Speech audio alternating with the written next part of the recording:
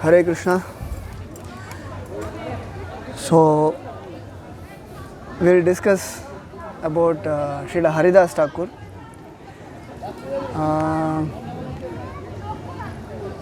This is not like a lecture, like we are discussing Haridasa Thakur, it's not like that. It is for our purification. Hearing about Haridasa Thakur is for purification, speaking is also purification. So let's purify ourselves by hearing and speaking about Haridasa Thakur. So a very exalted devotee, eternal associate of Chaitanya Mahaprabhu. And who was Haridasa Thakur? Anyone knows? Brahma. Brahma and Prahlad. Prahlad Maharaj. One more is there. One more. So actually three personalities are there. Haridasa Thakur, Brahma, Prahlad Maharaj, and one Rishi's son. I don't remember his name. Actually there is one book called Gaura Ganodesha Deepika. There all the associates of Chaitanya Mahaprabhu, whoever participated in Chaitanya Leela, so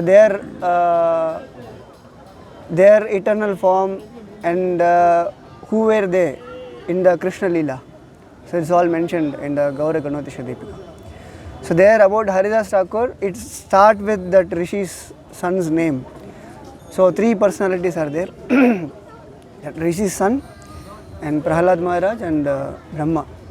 And also he is the eternal Haridasa Thakur. This Chaitanya Leela is happening eternally in Goloka. In Goloka there is a Navadvip Dham eternally. So there this Leela is happening, there he is there as Haridasa Thakur also. So Richika Muni's son. So he is there as an eternal Haridasa Thakur also. So here when he appeared here and he got one curse, so for that he took birth in a very low family. So as you see, Prahlad Maharaj, he was a son of Hiranyakashipu. Hiranyakashipu is a demon. And Haridasa Thakur, here he appeared in a Mohammedan family. So he was a Muslim. It's like externally he is a Muslim. So he appeared in a village of Budana within the district of Jeshore, and it is situated in Bangladesh. Now previously this division was not there. So he appeared there, and even today if we go to that place where Haridasa Thakur appeared, always Kirtan goes on. People are in ecstatic Kirtan. Everywhere you will hear Kirtan, and people are so attached to Kirtan like that, because Haridasa Thakur appeared there and that place is blessed with Kirtana. So always people are into Kirtan, they always do. And as we know, every day we glorify Haridasa Thakur. When? Namacharya Sri Haridasa. Namacharya Haridasa Thakur ki jai. In Jayadwani we chant. So why he is Namacharya? Chaitanya Mahaprabhu appointed him as Namacharya. Why? Because his tongue is always chanting Krishna's name. So this is not forcefully. No, we are all chanting forcefully. So but he is chanting spontaneously. Spontaneous, Prabhupada gives one very simple example, that when you are dhoti falling off, immediately your hand goes and catches your dhoti. So that is spontaneous. Nobody is teaching you. So that is spontaneous. So nobody is forcing, nobody is telling you have to chant and nothing. It's just automatic. He cannot stop it. Always is chanting Krishna's name, and even forcefully he cannot stop it. That is spontaneous. So always is, Prabhupada says, when you chant the holy name of Krishna, Krishna is dancing on your tongue. So that we may not experience now because we are in a conditioned state. So very elevated devotees, so they experience this Krishna's dancing on the tongue. So the thing we have to think about is why we are not experiencing that. They are all elevated devotees, they are experiencing, and we are not experiencing because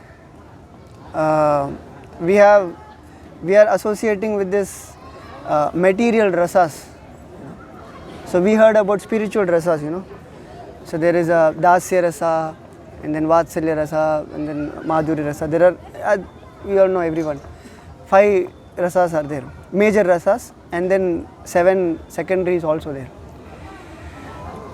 So now we are not associating with this spiritual rasas, we are associating with material rasas. What are the material rasas? Anyone can say? Yes. So there are 6 material rasas: kama, krodha, lobha, moha, mada, matsarya. So these things are there. We are associating with this material rasas. So when we purify ourselves, so then we will be able to experience the taste of the holy name.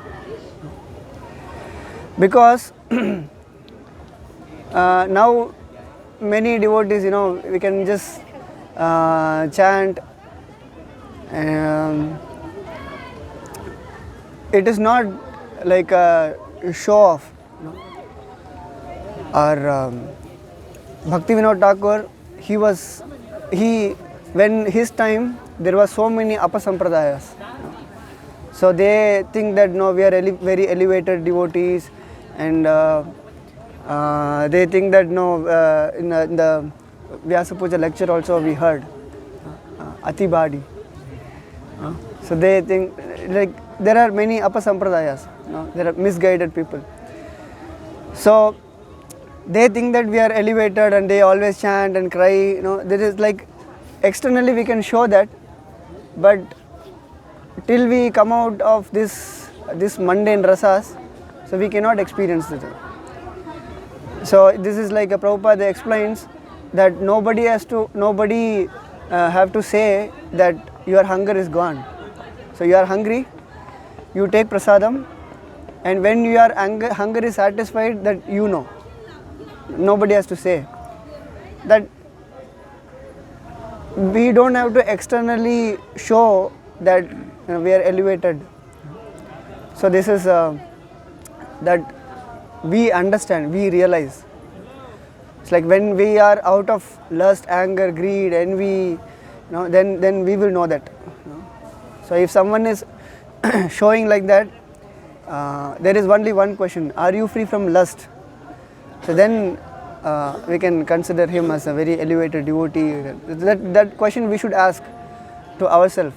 So then when we are not pure, then we should ask for mercy, we should pray, we have to get purified, that is there. So Bhaktivinoda Thakur, he removed many apasampradayas and he established Vaishnava sampradayas, and then the parampara is going on. So then in one lecture I heard that to chant pure holy name, we should wear one garland. So what is that garland is, in Shikshashtaka there is one verse: Trinatapi sunichena tarorapi sahishnuna amanina manadena kirtaniya sadahari. So if one kirtaniya sadahari, that is the goal of that is the goal of whatever we are doing. So we are engaging in devotional service, we are reading Bhagavad Gita, Bhagavatam, and ultimately if you read in almost all of the purport, Prabhupada stressing chanting holy name, and in many purports Prabhupada just writes Hare Krishna, Krishna Krishna, Hare Hare. The mantra is there. So the chanting is stressed. So that is the goal. Krishna says Antakale cha mameva smaran mukta kalevaram. At the end of one's life, if someone is remembering Krishna, then he will go back to Krishna. So that is the goal of life. We have to remember Krishna. So for that only we are practicing bhakti and all everything. So Kirtaniya Sadahari, that when it comes Trinatapi Sunichena, in Hindi also this word is Nicha means down. So we have to be humble, like grasses are there, we are just stamping, but it won't question why you are stamping on me. So that mood we should have. So that's why it is said we have to wear this garland. We should get this quality. Trinadapi Sunichena. And Taroreva Sahishnuna. So here we are, it's very cold and very. But these trees, you see, they're cold and summer time. It is just there. It won't question. So the Sahishnuta, the tolerance is there. And then Amanina Manadena. So this is very, very, very difficult point. Amanina Manadena. Amanina. We should not expect respect, and we should give respect to everyone. So many times, when we practice bhakti, after some time, we feel like we are practicing bhakti for this many years. I am there, so everyone should respect me. That that thing will be there. So then, that respect we are expecting. So then these qualities, we should try to develop. We should try to give respect to others, and we should not expect any respect for ourselves. So this is the. Then after that, he was saying that if one can practice this verse in his life, then we can consider his life as perfect. Because ultimately the goal of life is to remember Krishna at the end of life. So Kirtaniya Sadahari. So then when we are chanting all the time, then no need to think of whether we are remembering Krishna at the time of death or not. Because we are remembering all the time. So all the time if we have to remember Krishna, then these qualities we have to develop. So here why saying, because of there is a one pastime connected to Haridasa Thakur with this. So once there is a past, everyone knows this. Haridasa Thakur, he was chanting loudly and always he's chanting, and even the local brahmanas, they were envious of him. Always he's chanting, and many people, they earn money out of some rituals and all these things. So he is chanting, many people are going to Haridasa Thakur, and then they were little envious, and they went and complained to the local Qazi. At that time the Mughals were ruling. So the Qazi is the local authority kind of. So they complained to Qazi, and Qazi went to the king. King, of course, he is a Muslim. So then he took that advantage. Then again he told that no, we have to arrest him. So they arrested Haridasa Thakur. So then as soon as Haridasa Thakur heard, then immediately he went to the king. And on the way to the prison, he went. So there is a conversation between the prisoners and Haridasa Thakur. So the prisoners, they were very happy. So Haridasa Thakur came. Now we got darshan of Vaishnava. So they were very happy, and they took darshan. And Haridasa Thakur, they asked Haridasa Thakur, please bless us. So then Haridasa Thakur said, stay there, stay as you are now. So this is the blessing Haridasa Thakur gave. So then the prisoners, they were confused. Now we are in the prison, why he is saying that stay there, stay as you are now. Then he couldn't understand. So then they asked, why, how we can understand this. So then Haridasa Thakur was explaining that when you are in the prison, you have no other responsibilities. There is not much pressure. You have to do this and like that. So this time you take advantage of this. So you chant holy name all the time, and this is the time. So even if you go out, because if you go out again, you may commit criminal activities, again sinful activities, and in the prison you are controlled. Always the warden, like security, they are watching you, and you are in the prison. You cannot do anything, and there is no other responsibilities also. So then you take this situation as advantage, and you chant holy name. So this is a blessing Haridasa Thakur gave. So then, so that is if we compare this situation with ourselves, like when we are out, not in the association of devotees, so then we always do maybe which is not supposed to do. Where many things we do, and especially if we speak in the ashram life, when we are in the ashram, always we are controlled by the authorities. If we do something little here and there, immediately they are there to correct us. So then we can indirectly say this is like a prison life. Prison life in the sense not like materially you are. This is spiritually prison life. So there is no independence. There is always a dependency is there. So always dependent on the authority, always dependent on Krishna. So this situation is good. So when we try to go out and when we try to be away from the association of devotees, so then immediately our mind goes here and there, and it is very difficult. So recently in Salem, our Mukundadatta Prabhu gave one lecture. So there he said, not Mukundadatta Prabhu, Jayadvaita Maharaj. He gave a lecture that even when we go to spiritual world, we are not fully independent.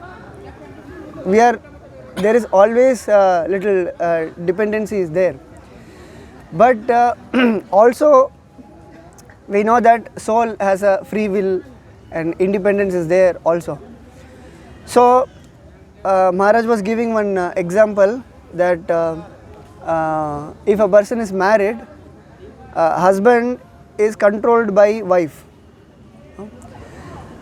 So that control, it is not like forceful control. So this is control with love. Husband listens whatever wife says. That is out of love. So this dependency is there. So this dependency is not like forceful dependence. So this is out of love. So even when we go to spiritual world, we are dependent on Krishna, but that dependency is not like someone is saying that he is showing gun to you, you surrender to me. So then that not that kind of surrender. So that if that kind of surrender is there, then there is no free will. So free will is there. With that free will, out of love, we are surrendering to Krishna. So that is what Krishna is expecting. So with love, we have to surrender to Krishna. So then, so he gave these blessings. So stay there as you are now. And then,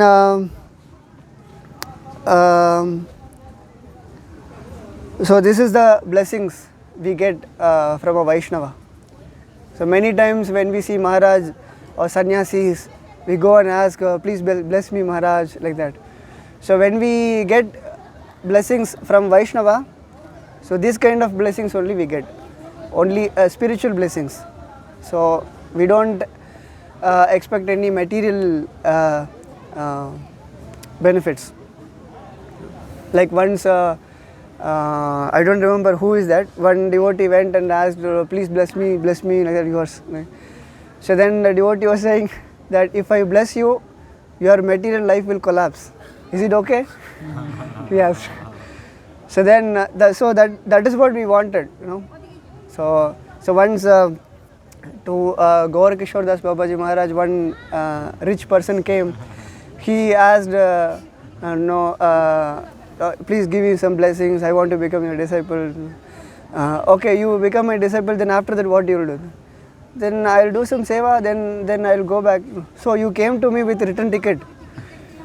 So like that. So anyway, then we go back. Then again we will do our material things. So surrender, in the sense we ask blessings to a Vaishnava. So always they give spiritual benefits, spiritual blessings. Like how Haridasa Thakur said, stay there as you are now. So this is required. So this blessings. So and this blessings is there in the form of instructions. Guru gives instructions. So instructions are the blessings. That is there as a mercy. So always we ask for mercy. We pray to Prabhupada, give me mercy. Mercy is there already. Mercy Prabhupada has given in his books, lectures, everywhere. Instructions are there. We have to grab the mercy and we have to utilize it.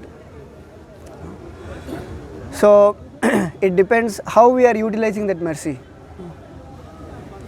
It's like, so I have given this example many times, you know. So we have mobile phones, and then this mobile signal tower is there. So it is transmitting signal, you know. But it depends on the receiver how it receives the signal, you know. If the receiver is not proper, then we will not be able to absorb that signal. So then the mercy is flowing. So our receiver, we should be able to receive that mercy properly. We should be able to properly follow that instructions. So then we will be able to get the proper benefit of that mercy. Otherwise it is like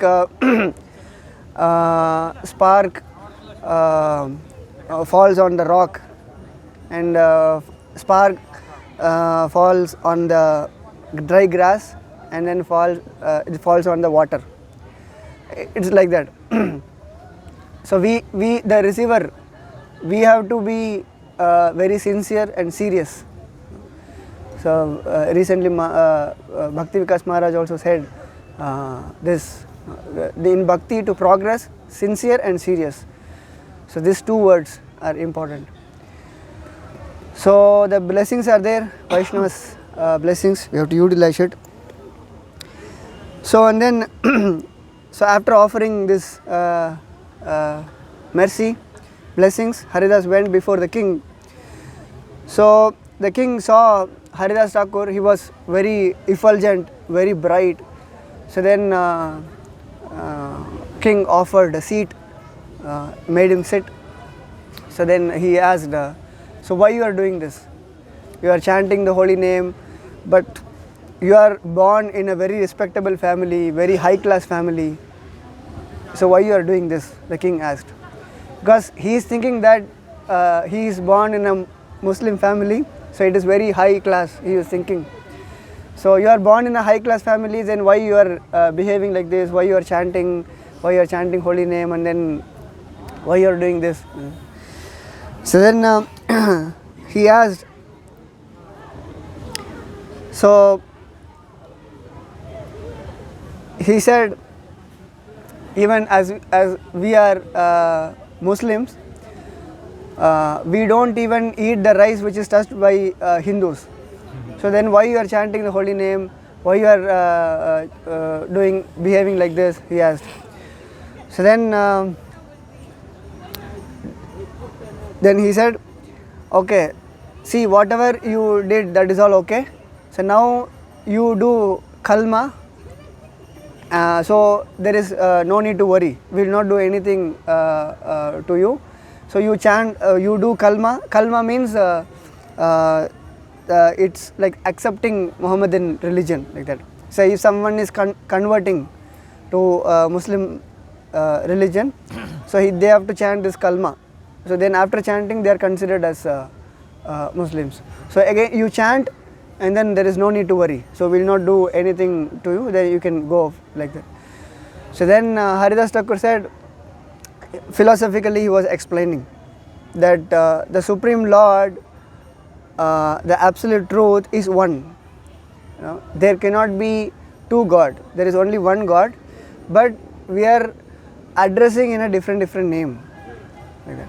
So, like for example, there is a tree. In English we call it tree, and in Tamil we call it maram, and then in Hindi you call it in a different name, but the object is same. So in same way, he was explaining the absolute truth, the Supreme Lord is one. So we are addressing in a different name. So he was explaining it philosophically. Everyone is convinced. So the king was also convinced, but still that Qazi, he was very envious, and he was pushing the king. No, he did a big offense. So he should not be example. So by seeing this, many other Muslims also will follow him. Then so we have to punish him anyway. So then king ordered that the Haridasa Thakur, he should be punished. He should be beaten in 22 marketplaces. So then they took him. They took to 22 marketplaces. They were beating him like anything. So the point is, he didn't feel any pain at all. He was completely in a different platform. He was not in the external platform. He was not in the bodily platform. He was meditating. He was chanting the holy name of the Lord. He was chanting Krishna, Krishna, like that. But he didn't feel any one small amount of pain also he didn't feel. But even that Muslim, that that people who are beating him, guards, so they were shocked. What, we are beating like this? By this time this person would have died. So how he is like this? Then they also shocked. So then the people who are watching this, among that one person was saying, why you are beating him like this? Show some mercy. Even if you want, I will give you more money. You stop beating. Then they were not ready to stop. They were continuously beating, and then finally they asked Haridasa Thakur, see, we were given this task that we have to beat and you should die. So if you don't die, the king will kill me. So you please die. So he said. So then Haridasa Thakur, he was thinking, okay. So okay, then he said, then he went into a deep meditation, that even if you check his nose, then there is no breathing at all. He was completely in like a deep meditation, and nobody could realize that he is alive, but he is like dead, like there.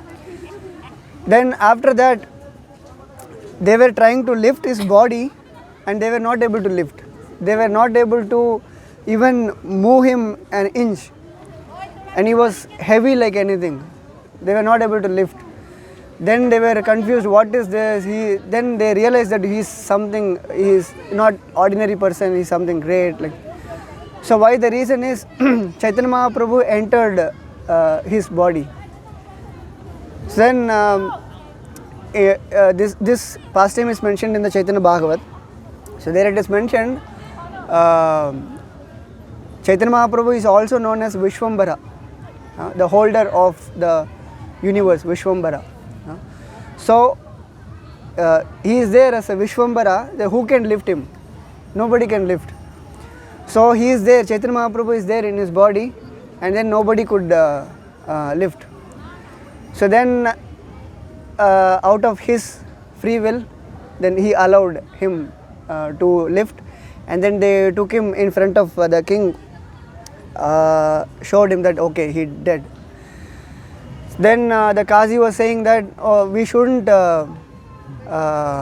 burn his body, because as per Muslim tradition, if you burn, then it is not auspicious. No? So then we shouldn't burn him, you throw his body in the Ganges, Ganga. So then that is considered as a very low treatment as per Muslim tradition. But no, the throwing Ganga, that is auspiciousness. So then